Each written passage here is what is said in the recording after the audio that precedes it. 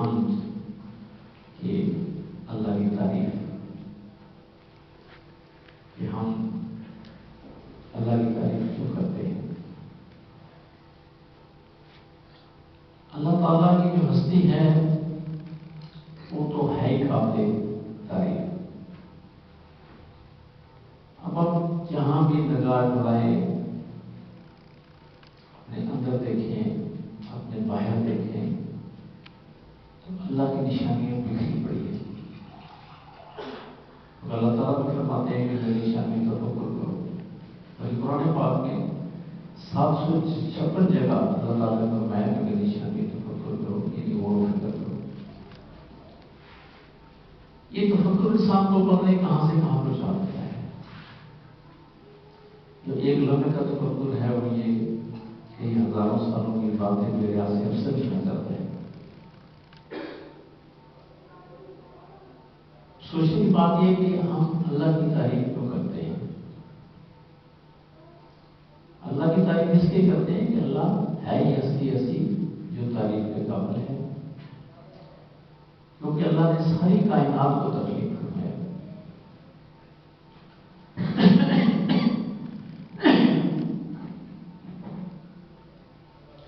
اس کائنات کے اندر بے شمار مخلوقات ہیں جن کو اللہ تعالیٰ نے تخلیق فرمایا.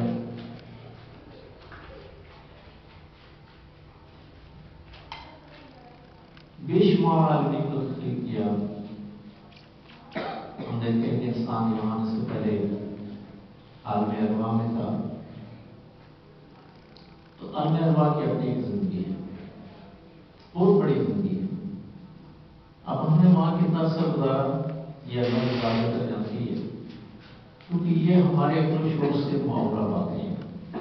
کیونکہ لاشعور کی جو دنیا ہے، غیب کی جو دنیا ہے، یہ شعور یا ہماری عقل اس کا ادراک کر ہی نہیں سکتی.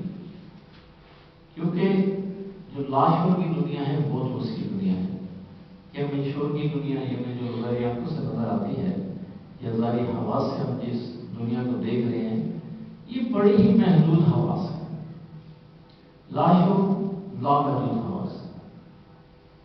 اب جو عالم ارواح کو اگر ہم تھوڑا سا ڈسکس کرتے ہیں تو عالم ارواح کا تعلق غیب سے ہے.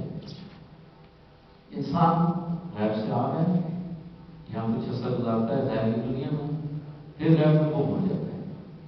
یعنی غیب ظاہر غیب یہ اس کا ایک چلن ہے پوری کائنات. اب دیکھیں سورج نکل رہا ہے، پھر سورج ڈوب رہا ہے. زمین اپنی حرکت میں ہے، سورج اپنے مدار میں حرکت کر رہا ہے، چاند اپنے مدار میں حرکت کر رہے ہیں.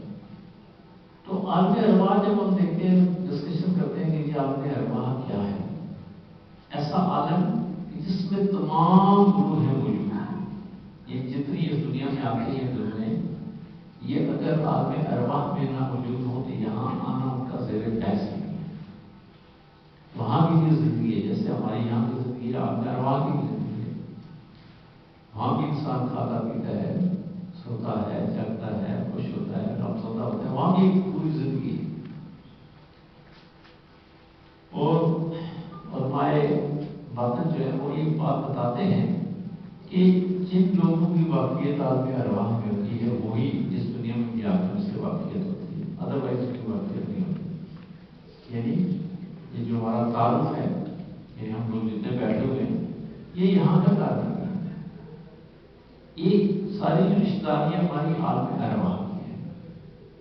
عالم ارواح بہت بڑا عالم، اتنا بڑا عالم ہے کہ انسان کے تشکر میں وہ نہیں آ سکتا. پھر کیونکہ ٹائم تھوڑا سا ہمارا لمیٹڈ ہوتا ہے تو مسلم میں آتا رہا ہوں کہ وہاں سے پھر انسان کی ٹرانسفر ہوتی ہے یہاں پہ. یعنی ایک عالم کی موت ہے، دوسرے عالم کی حیات ہے.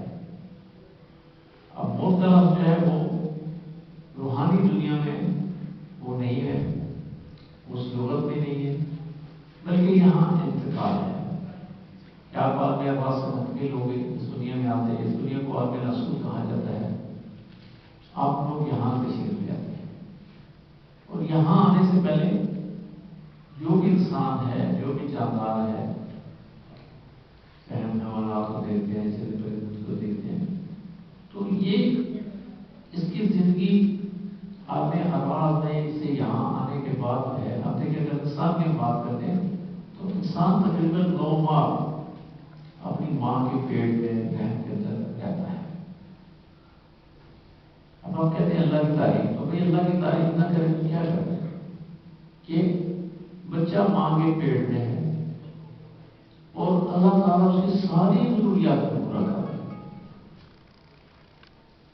یعنی بچے کو بھوک بھی لگ رہی ہے، بچے کو پیاس بھی لگ رہی ہے، بچے کے اندر خواہشات بھی پیدا ہو رہی ہے. بچے کا ذہن اور ماں کا ذہن ایک ہوتا ہے. جو بچے کی ریکوائرمنٹ ہے وہ ماں پوری کرتی ہے اور بالکل سلولی اس کی گروتھ ہوتی ہے. پہلے قطرہ ہے، قطرے کا پھر آگے لوترا سا بن جاتا ہے، پھر اس کے بوٹی بنتی ہے، پھر بوٹی کے اندر خال پیدا ہونے شروع ہو جاتے ہیں، رگیں، پٹھے، ہڈیاں، یہ سب کچھ آہستہ آہستہ اس کے اندر پیدا ہونا شروع ہو جاتا ہے. اور یہ 9 مہینے میں ایک پروسیس ہے جو پورا ہوتا ہے. اور دیکھیے قابل متکستی کے وہ وہاں بھی انسان کو یعنی ایئر کنڈیشن کوٹھی دی ہوئی ہے کہ وہاں انسان کو نہ گرمی لگتی ہے نہ سردی لگتی ہے. اس کی جتنی بھی ریکوائرمنٹ ہے وہ پوری ہو رہی ہے. وہاں پہ اس کو بھوک بھی لگ رہی ہے، وہ جو کچھ کھا رہا ہے اس کا اخراج بھی ہو رہا ہے. یہ پورا ایک سسٹم ہے، حیران کن سسٹم ہے. یعنی یہاں انسان کی عقل شعور کام نہیں کرتی. تو یہ 2 مہینے کے بعد پھر حضرت انسان اس دنیا میں تشریف لے آتے ہیں. تو پھر یہاں کا جو اس کا سلسلہ ہے، اس کی جو ضروریات ہیں وہ خود پورا کرتے ہیں. اب آدمی کو آکسیجن کی ضرورت ہے، اتنی آکسیجن ہے کہ آپ اس کا شمار نہیں کر سکتے. غذا کی ضرورت ہے، غذاؤں کا ڈھیر لگا ہوا ہے. آپ دیکھیں کوئی چاول کھا رہے ہیں، گندم کھا رہے ہیں، کوئی باجرہ کھا رہے ہیں، کوئی کئی کھا رہے ہیں. یعنی اپنی خطے کی اپنے سسٹم ہے، لوگ کھا رہے ہیں. پھر گوشت کی ضروریات اللہ تعالیٰ پوری کر رہے ہیں.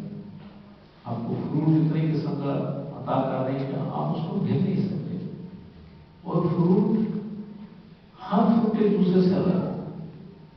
اور اتنی حیران کن بات ہے کہ مٹی ایک ہے، زمین ایک ہے، پانی ایک ہے، اور اسی مٹی میں سے قسم قسم کی دیکھیں فروٹ اور سبزیاں الگ الگ پیدا ہو رہی ہیں. اب دیکھیں اسی میں کھٹی چیزیں پیدا ہوتی ہیں، اسی میں میٹھی چیزیں پیدا ہوتی ہیں، اسی میں کڑوی چیزیں پیدا ہوتی ہیں، اسی میں پھیکی چیزیں پیدا ہوتی ہیں. یعنی بندے کی عقل شعور یہاں جواب دے جاتی ہے اور بندہ مجبور ہو جاتا ہے سستی کی تعریف کرنے کے کہ ہم اللہ کی تعریف کریں، اس ہستی کی تعریف کریں. اب دیکھیں کہ اللہ وہ ہے جو ماں کے پیٹ میں خوبصورت صورتیں پیدا کر رہا ہے اور ہر صورت دوسرے سے الگ ہے.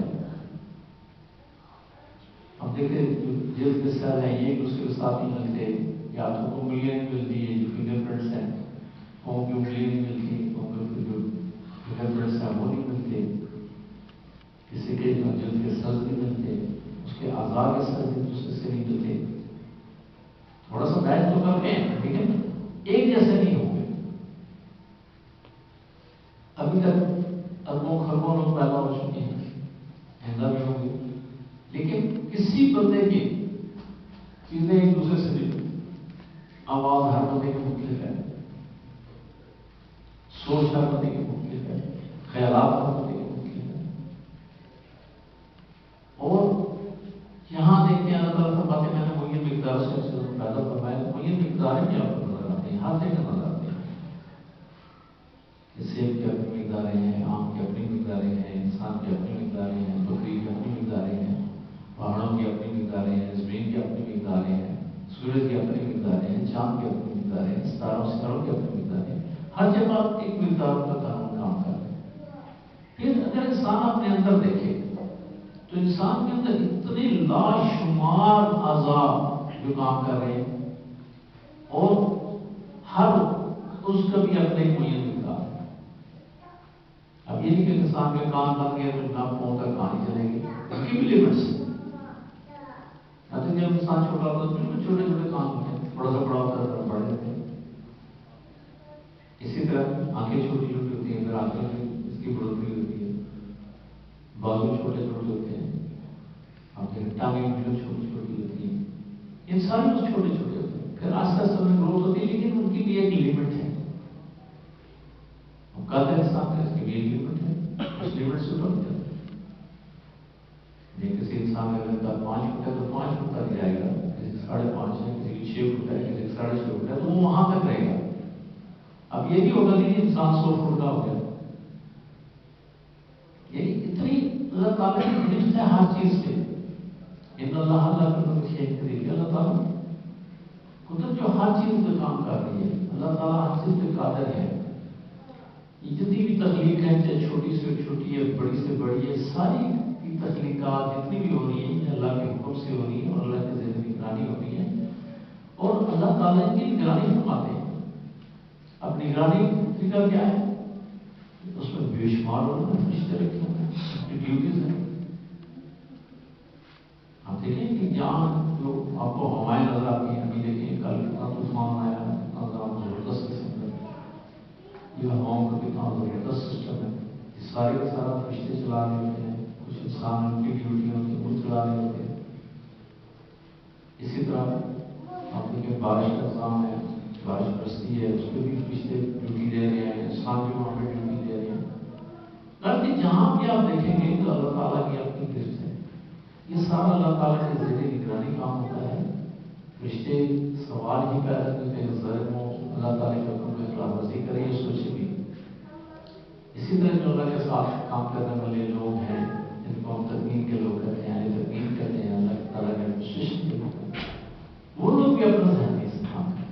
ان کا ذہن اللہ سے اتنا ملا ہوتا ہے کہ وہ یکساں ہوتے ہیں، اور جیسا بھی اللہ تعالیٰ کی اچھا ہوتی ہے وہ اس طریقے سے اپنی ڈیوٹی سر کام کرتے ہیں. اب کسی کی چھوٹی ڈیوٹی ہے، کسی کی بڑی ڈیوٹی ہے، کسی کی بہت ہی بڑی ڈیوٹی ہے. اب بعض عورتوں کا اللہ تعالیٰ نے ایسے پیدا فرمائے ہیں کہ جب ہم بات کریں گے اللہ تعالیٰ کی، اس میں ہم دیکھیں گے کہ ایسے لوگ ہیں جو اللہ تعالیٰ کے انعام یافتہ لوگ ہیں. انعام یافتہ وہ لوگ ہیں جو اللہ تعالیٰ کے علم سے واقف ہے. اللہ تعالیٰ نے کو خاص علم عطا کیا، جس کو علم الاسماء کہتے ہیں. اللہ اپنی صفات کا علم عطا کرتے ہیں. تو یہ جو جتنا بھی سسٹم میں مطلب چلتا ہے، یہ سارا اللہ کے ذریعے نگرانی چلتا ہے. اور اللہ تعالیٰ جس کو جتنا نواز دیتے ہیں، تو اللہ تعالیٰ کی جو بادشاہی ہے اس کے یہ کارکنان ہوتے ہیں. اس میں فرشتے بھی کارکن ہیں، انسان بھی کارکن ہیں، جنات بھی کارکن ہیں. تو اس میں یہ بہت ساری مخلوق بھی اللہ کی اس سسٹم کو چلانے کے لیے کام کر رہی تھی. لیکن یہ ڈائریکٹ اللہ کی نگرانی ہوتی ہے. یہاں کوئی بھی مخلوق اپنی مرضی سے وہ کام سر انجام نہیں دیتی. یہ سب اللہ کے وجہ سے چلتا ہے. ایسے ایسے لوگ ہیں جو لوگ محفوظ جو اللہ کے سامنے ہوتی ہیں اس کی تفصیلیں بناتے ہیں. ان کو کہتے ہیں مسلین کلیات، یعنی وہ مسل کہلاتے ہیں، یعنی تفصیلیں بنانے والے. ان کا ذہن اللہ کے ساتھ ملا ہوتا ہے. اللہ تعالیٰ جب چاہتے ہیں کہ یہاں اس طرح کی تفصیل بنے تو جو وہاں محفوظ کی تفصیل بنتی ہے اس کا یہاں ڈسپلے ہوتا ہے. یہ جو بیٹھے ہوئے یہاں نہیں بیٹھے ہوئے، جو محفوظ پہ بیٹھے ہوئے، وہاں کی فلم ہے جو یہاں چل رہی ہے. تو مقصد یہ کہنے کا کہ یہ ساری چیزیں اللہ کی ذہن نگرانی چلتی ہیں. اور جب انسان کو تھوڑا سا غور و فکر کرتا ہے کہ اتنا بڑا نظام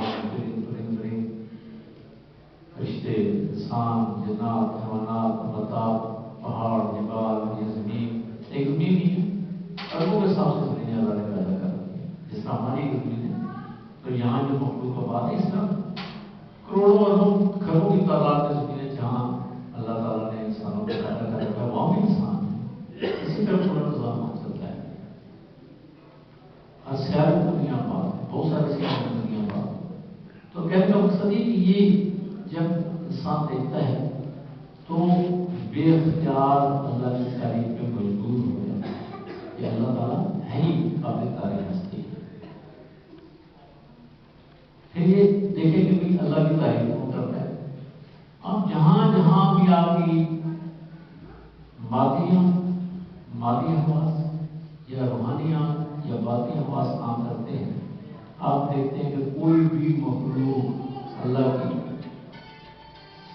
ایسی نہیں ہے جو اللہ کی تعریف نہیں کرتی، اللہ کی عبادت نہیں کرتی. اور کیوں کرتی ہے کہ اللہ تعالیٰ ہے قابل تعریف ہستی. شکرانے کے طور پہ بھی آپ کرتے ہیں کہ اللہ کی شکر اللہ نے ہمیں پیدا کیا، اس کی عبادت کرتے ہیں. پھر اللہ تعالیٰ ہمیں اتنی نعمتوں سے نوازتے ہیں، ہم نعمتوں کو بھی شکر ادا کرتے ہیں. کیونکہ عبادت ایسی چیز ہے کہ یہ اللہ تعالیٰ کا ایک شکرانا ہے.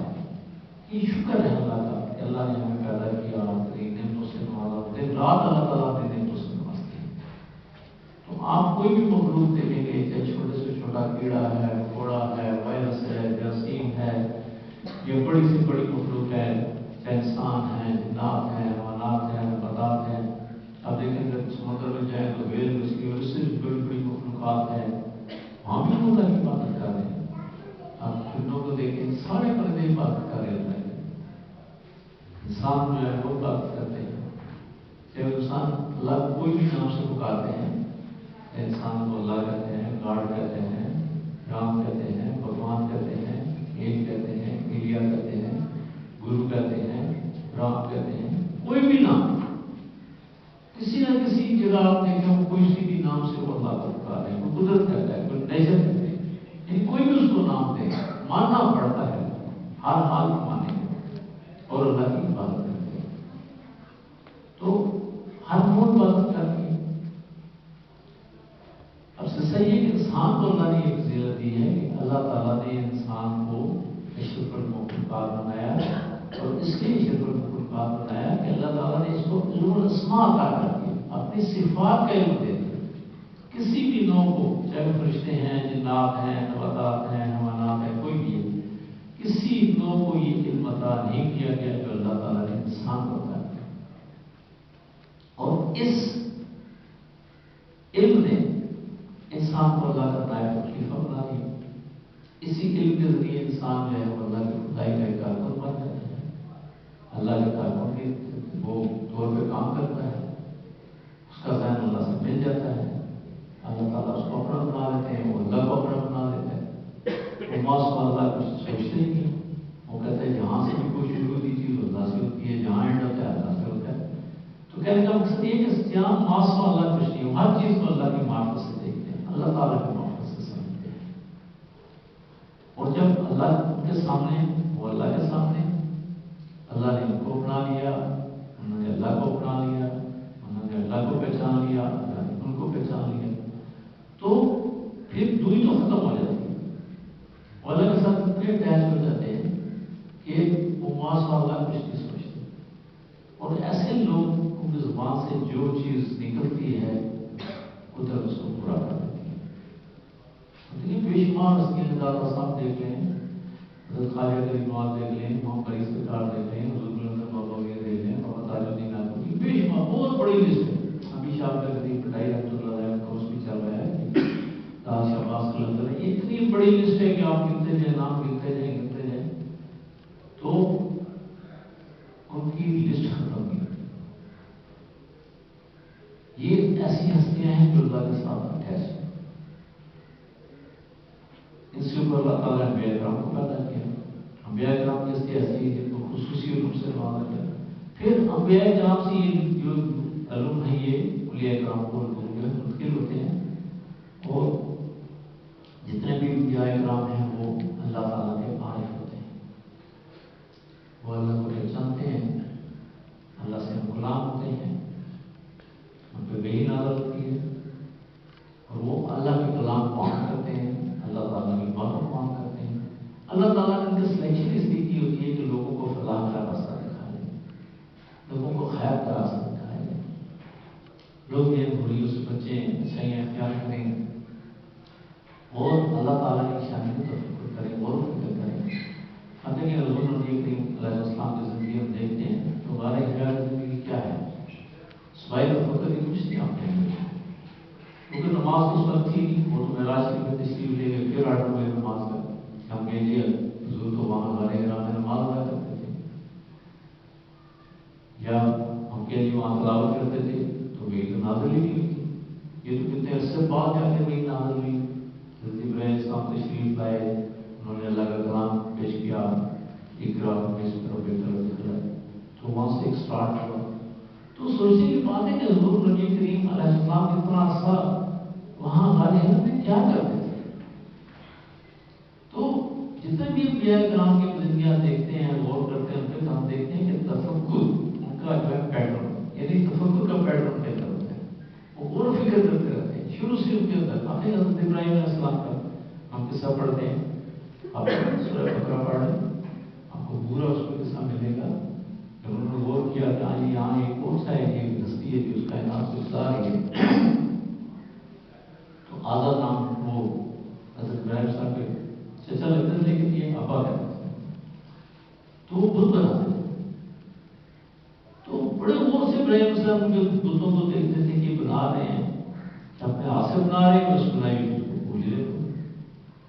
ابراہیم صاحب سوچتے تھے یار یہ پاگل ہو گیا, ایک وہ اپنے ہاتھ سے چیز کو تخلیق کر اس کو پوج رہے ہیں اور پوچھ کو اس کو رہے ہیں کہ بت وہ جناب کھڑا ہے, اس کے ناک میں مکھی بیٹھ کے وہ نہیں اڑا سکتا. وہ کہتے ہیں یار یہ لوگ ہیں کہ اس کو پوجے نہیں. تو سوچا کہ یار یہ کون سی ہستی ہے جو اس کو چلا ہے. آسمان میں رات کو نظر پڑی تو بہت چمک رہا ہے, سوچا نہیں یار یہ رب ہو سکتا ہے. جب ہم سہری ہوئی سہر کے ٹائم ہوا تارا صاحب غائب ہو, ہم کہا نہیں بھائی یہ کیسا رہا, نظر کیا نہیں یہ رب ہو سکتا. پھر مختلف چیزوں پہ نظر مارتے مارتے سورج پہ نظر پڑی, انہوں نے کہا ہاں یہ شاید رب ہو سکتا ہے. کہ اس کی اتنی لائٹ ہے, اتنی روشنی کہ جو یہ آپ یہ نکلتا ہے وہ ساری دنیا کے اندر روشن ہو جاتی ہے. اس کے اندر اتنی ہیٹ ہے, اس کے اندر اتنی پاور ہے, یہ شاید جب رات ہوئی سورج صاحب غائب ہو گئے, انہوں نے سوچا وہ یہ اچھا رب ہے کہ رات کو نظر کیا تھا, یہ کیسے رب ہو سکتا ہے. اگر نہیں میں اپنے اس رب کی طرف رجوع کروں جس نے سب چیزوں پہ یہ تفکر ہے. تو یہ چیزیں ایسی جو اللہ تک پہنچاتی ہیں تو اللہ کی تعریف آٹومیٹک خود بخود ہوتی ہے. ہم انبیاء کرام اللہ کی تعریف کرتے رہے ہیں, انبیاء کرام تعریف کرتے ہیں, اس کے بعد عام آدمی تعریف کرتا ہے, لیکن ہماری تعریفوں میں فرق ہے کہ وہ کس طرح تعریف کرتے ہیں, ہم کس طرح تعریف کرتے ہیں. ہم تو زبانی کلامی کرتے ہیں, ہاں جی جیسے میں نے اپنی باتیں کی, ہم سارے زبانی کلام کر رہے ہیں, بات کر رہے ہیں, تھوڑا سا ذہن کے نیچے کھل رہے ہیں, تھوڑی بات سمجھ میں آ رہی ہے. لیکن جو ایک ولی اللہ کی تعریف ہے یا ایک نبی کی تعریف ہے, اس میں وہ ایک انسان, عام انسان کی تعریف ہے, زمین و آسمان کا تعریف ہے. وہ بہت گہرائی میں جا کے چیز کو دیکھتے ہیں, اس میں دیکھ کے جب دیکھتے ہیں کہ یار اس میں اللہ تعالیٰ کی قدرت کام کر رہی ہے, اللہ کا نور کام کر رہا ہے. اللہ ہم کو سمجھوارس کہ اللہ تعالیٰ تمام جتنی یہ زمینیں, اتنی بے شمار زمینیں, زمین کا بھی نور ہے, اور تمام آسمان جتنے بھی اللہ نے آسمان پیدا کیے ہیں سب اللہ کے نور کے اندر ہیں. نور ان کے اوپر لپٹا ہوا ہے کہ اللہ تعالیٰ نور ہے. ساری یہ نور ہے جو اللہ تعالیٰ کا, جو ساری چیزوں کو گائڈ کر رہے ہیں. اب وہ پھر اس ظاہر کو نہیں دیکھتے یہ انسان ہے, یہ درخت ہے, یہ پہاڑ ہے, یہ جانور ہے, یہ فرشتہ ہے, یہ جن ہے, نہیں. وہ دیکھتے ہیں کہ اس کے اندر کیا ہے, وہ دیکھتے ہیں کہ اس کے اندر اللہ کا نور کام کر رہا ہے. اور پھر دام اللہ اللہ کی فائدہ کرتے ہیں. جب انسان اس طرف لگ جاتا ہے کہ یہ اللہ کا نور ہے جو ساری کائنات کو چلا رہا ہے, تو پھر انسان اندر سے اللہ کی تعریف کرتا ہے, صرف زبان کی تعریف کرتی ہے, بلکہ انسان کا ہر انگ اس کی تعریف کرتا ہے. اس کی جو روح ہے وہ بھی اللہ کی تعریف کرتی ہے. جب انسان اپنی روح کی طرف رجوع کرتا ہے, وہ دیکھتا ہے کہ یہ روح کیا ہے, یہ اللہ کا نور ہے.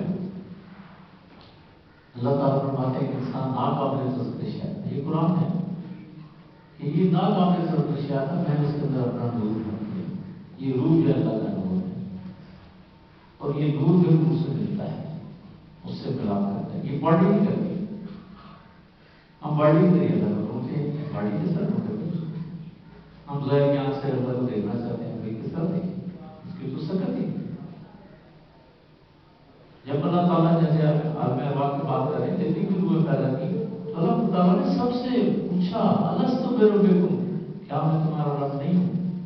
تو ساری روحوں نے اللہ کو دیکھا کہانی بتا کہ جی ہاں ہمارے کام ہے. یعنی جب دیکھا جائے تو سب سے جو پہلی آواز سنی اللہ کی سنی ہے کام.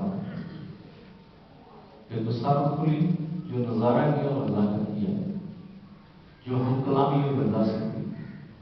یعنی ماشاء اللہ یہاں کیا ہے، یعنی ہمارا تو پہلی جو آواز ہے وہ اللہ کے قانون سنی روح کے قانون بڑی قانون نہیں. وہ پورے آواز رکھتی ہے، پورا انسان ہے کوئی ہے اصل انسان ہوتا ہے. یہ تو آرٹیفیشل ہے، یہ اس کا لباس ہے. جب تک یہ روح اس لباس کو استعمال کرتی ہے، اس میں حرکت پیدا ہوتی ہے کرتی ہے، اس کے اندر احساسات جذبات کام کرتے رہتے ہیں. لیکن جب یہ روح اپنے اس لباس کو چھوڑ دیتی ہے، اس کے اندر کسی قسم کی کوئی موومنٹ، کوئی حرکت نہیں. ہم کہتے ہیں انسان آکسیجن کا زندہ ہے، تو بھائی جو مر جاتا ہے انسان، ہم سینکڑوں کی تعداد، بعض ہزاروں کی تعداد میں کے جنازے میں شریک ہیں، اس کے بڑے بڑے جنازے میں لوگوں کے چھوٹے بھی ہوتے ہیں. تو کیا ہم سانس نہیں لے رہے ہوتے؟ اگر آکسیجن کی زندہ تو کیوں نہیں بھائی آکسیجن لے رہا؟ ہم سانس لے رہے وہ نہیں لے رہا.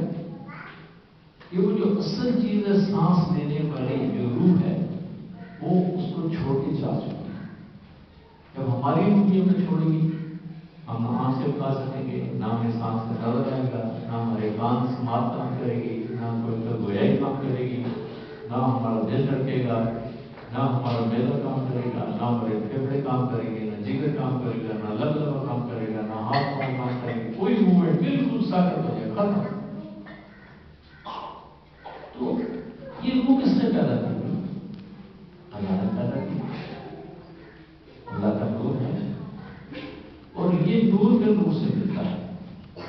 یہ جو بسکونی بے چینی ہمیں نظر آ رہی ہے، ہم سمجھتے ہیں کہ یہ ہمارے پاس ہے، مال دولت نہیں ہے، میری اولاد نہیں ہے، میرا بینک بیلنس نہیں ہے، میرے اطلاع نہیں ہے، میرے پاس گاڑی نہیں ہے، میرے پاس یہ نہیں ہے. وہ پتہ نہیں کہاں کہاں یہ مادی چیزوں میں سکون ڈھونڈنے کی کوشش کرتے رہتے ہیں. لیکن انسان کے پاس جتنے مالی مسائل یہ اس طرح کے یہ مالی مسائل بڑھتے جاتے ہیں، اتنا انسان بے سکون ہوتا جاتا ہے. لیکن انسان باولا وہ کہتا ہے کہ میرے یہ چیز نہیں ہے، صرف سکون یہ چیز نہیں، مادی چیزوں کو اکٹھا کرتا ہے. لیکن نتیجہ کیا نکلتا ہے؟ زیادہ ہی بے سکون ہو جاتا ہے. اور یہاں بھی وہ کہیں جیل میں پہنچ جاتا ہے، کہیں اسپتالوں میں پہنچ جاتا ہے، کہیں پہنچ جاتا ہے، کہاں کا چلا جاتا ہے. لیکن سکون اس کو کہیں یہاں بھی نہیں ملتا، آگے بھی نہیں ملتا. تو جو آگے آخر کی زندگی ہے وہاں اس کو کہاں سکون ملے گا؟ ابھی تو یہ 10 دنیا ہے، 70 آپ کو بات ہے. کہنے کا مطلب ہے کہ سکون انسان کے اندر ہے، روح کے اندر سکون ہے، باہر نہیں ہے. جو لوگ اپنی روح کا عرفان حاصل کر لیتے ہیں، روح سے واقف ہو جاتے ہیں، یہ روح انسان کو اللہ تک پہنچ جاتی ہے، اللہ کا عالم بناتی ہے، پھر انسان کو سکون ہوتا ہے. جب تک انسان کے اندر استغنا نہیں پیدا ہوتا وہ خوشکو نہیں ہوتا. استغنا کیا ہے؟ کہ ہر چیز کا رخ اللہ کی طرف سے. اگر کوئی پریشانی آ رہی ہے کہتے ہیں اللہ کی طرف سے آ رہی ہے، کوئی خوشی مل رہی ہے تو کہتے ہیں اللہ کی طرف سے. یعنی وہ اپنے ذات کو بھی سے نکال دیتے ہیں، ہر چیز کا رخ اللہ کی طرف کر دیتے ہیں. جو ہر چیز کو جو اپنانا اللہ کی طرف سے یہ استغنا ہے کہ ہر چیز کا رخ اللہ کی طرف سے. پھر وہ انسان خوشی میں خوش نہیں ہوتا، غمی میں غمزدہ نہیں ہوتا. اس کو پتا ہوتا ہے کہ یہاں مار ہے، ٹھیک ہے. میرے پورے مشکل میں ایک دفعہ مجھے بتایا کہ 2 انسانوں کا نام لیے، ایک نام افراسیاب تھا، دوسرے کا نام بھول گیا. تو انہوں نے فرمایا کہ جو افراسیاب تھے انہوں نے 850 سال زندگی پائی، 800 850 سال کی زندہ لے. دوسرے حساب سے وہ 1000 سال تک زندہ رہا. اسے زندہ رہے تو ان کے اندر استغنا تھا. وہ کہتے تھے کہ جو بھی کچھ ہو رہا ہے اللہ کی